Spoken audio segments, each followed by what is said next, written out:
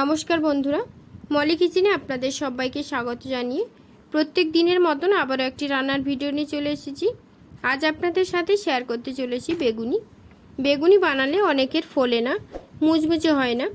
আজকের আমার এই রেসিপিটি যদি আপনারা ফলো করেন তাহলে কিন্তু একদম পারফেক্টভাবে বেগুনি তৈরি করতে পারবেন। দেখে নেওয়া যাক আজকের এই রেসিপিটি। বেগুনি বানানোর জন্য প্রথমে বেগুনগুলোকে পাতলা পাতলা করে কেটে ভালো করে ধুয়ে নিয়েছি। এবার ওর মধ্যে দিয়ে দিচ্ছি হলুদ, লবণ, জিরে গুঁড়ো, লঙ্কা গুঁড়ো দিয়ে ভালো করে মাখিয়ে নেব। মাখানো হয়ে গেলে একটা ব্যাটার আমি তৈরি করে নেব। তার জন্য 4 চা চামচের মতন বেসন ও 2 চা চামচের মতন কর্নফ্লাওয়ার আর নিয়েছি হাফ চা চামচের মতন বেকিং পাউডার। এবার সব কিছু ভালো করে মিশিয়ে নিচ্ছি। মেশানো হয়ে গেলে দিয়ে দিচ্ছি স্বাদ মতন লবণ। আচ্ছা, এখানে আমি একটা কথা বলে রাখি, আমি কিন্তু এখানে কর্নফ্লাওয়ার ব্যবহার করেছি, আপনারা চাইলে চালের গুঁড়োও ব্যবহার করতে পারেন। এরপর দিচ্ছি লবণ, লঙ্কা গুঁড়ো, জিরে গুঁড়ো দিয়ে সব কিছু ভালো করে মিশিয়ে নিচ্ছি।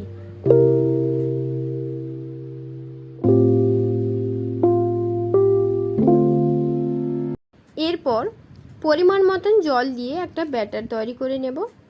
জলের পরিমাণটা বুঝে করতে হবে, যাতে খুব বেশি পাতলা বা ঘন না হয়ে যায়। আচ্ছা, এখানে একটি কথা বলে রাখি, যে কোনো পকোড়া করার জন্য বেসনটাকে কিন্তু চেলে নেবেন, তাহলে দেখবেন ব্যাটারটা স্মুথ হবে। দেখুন, এই রকম ব্যাটারটা কিন্তু আমি তৈরি করে নিয়েছি। এবার একটা একটা করে বেগুনের স্লাইসগুলোকে ব্যাটারের মধ্যে দিয়ে দিচ্ছি। তেলটা আমি আগে থেকে লো টু মিডিয়ামে গরম করে রেখেছিলাম। এবার বেগুনিগুলো তেলের মধ্যে দিয়ে ভেজে নেব। গ্যাসের ফ্লেমটাকে কিন্তু মিডিয়াম টু হাইতে রেখে ভেজে নিচ্ছি।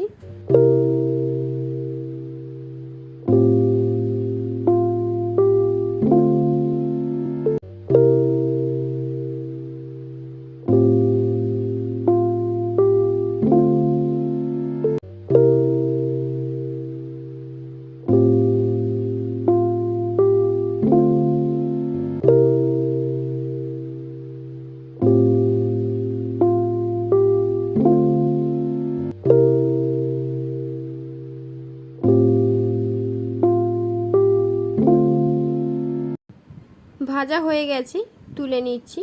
একই রকমভাবে আবারও একটি ভেজে আপনাদের দেখিয়ে দিচ্ছি। এইভাবে সবগুলো আমি ভেজে নেব। বেগুনি করার সময় কি হয়, অনেকের বেগুনি ফুলতে চায় না, মুচমুচে হতে চায় না, কিংবা ঠান্ডা হলে নরম হয়ে যায়। সেক্ষেত্রে আপনারা কি করবেন, বেগুনি করার জন্য যেই ব্যাটারটা তৈরি করেছেন ওটা প্রথমে ভালো করে ফেটিয়ে নেবেন। তারপর 10 থেকে 15 মিনিট ঢাকা দিয়ে রেখে দেবেন। তাহলেই দেখবেন আপনার কোনো সমস্যা হবে না, যেমন বেগুনি মুচমুচে হবে, ভালোভাবে ফুলবে। বেগুনি করার সময় কিন্তু অবশ্যই গ্যাসের ফ্লেমটাকে হাইতে রাখবেন। আমার আজকের এই রেসিপিটি আপনাদের কেমন লেগেছে অবশ্যই কমেন্ট করে জানাবেন। আর ভিডিওটি যদি ভালো লেগে থাকে তাহলে প্লিজ একটি সাবস্ক্রাইব করবেন, কারণ আপনাদের সহযোগিতায় নতুন নতুন রেসিপি শেয়ার করার উৎসাহিত থাকি। যেই প্রসেসে আমি তৈরি করলাম ঠিক একই প্রসেসে আপনারাও বাড়িতে ট্রাই করবেন। চেষ্টা করি প্রত্যেকটা রেসিপি আপনাদের কাছে সহজভাবে শেয়ার করে আপনাদের হাতের কাছে থাকা কিছু উপকরণ দিয়ে তৈরি করে নিতে পারবেন। ফিরে আসবো এরকমই একটি নতুন রেসিপি নিয়ে। ততক্ষণ ভালো থাকবেন, সুস্থ থাকবেন। ধন্যবাদ।